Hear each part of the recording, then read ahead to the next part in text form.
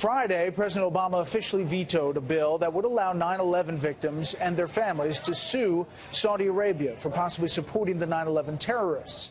Lawmakers think they have the votes to override the veto, but with the election just weeks away, will they go through with this vote?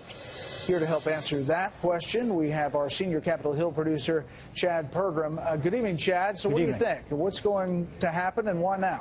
We're going to have a vote here in just a couple of days, starting in the United States Senate. And one of the reasons this is going to happen is because Republicans and, frankly, some Democrats have a chance to override the president on a national security issue just a couple of weeks before the election in the light of these terrorist attacks in New York and New Jersey and also in Minnesota.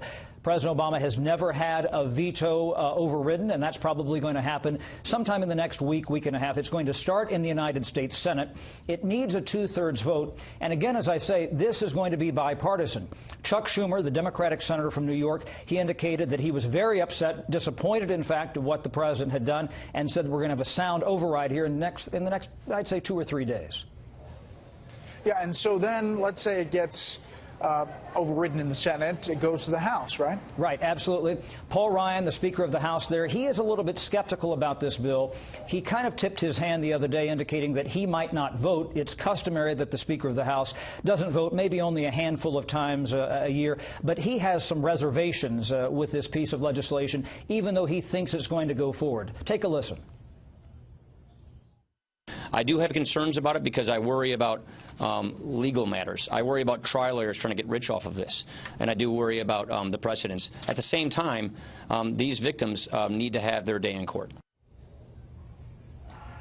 And so we're going to have this veto override probably in the Senate in the next couple of days. It would go to the House probably after that, Brett.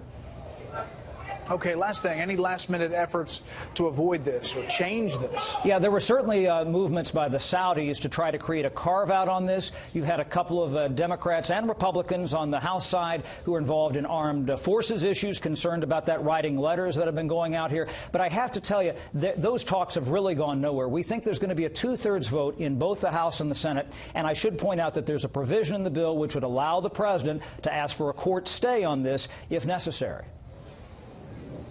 Okay, Chad, as always, thank you, keeping us honest up there on the Hill.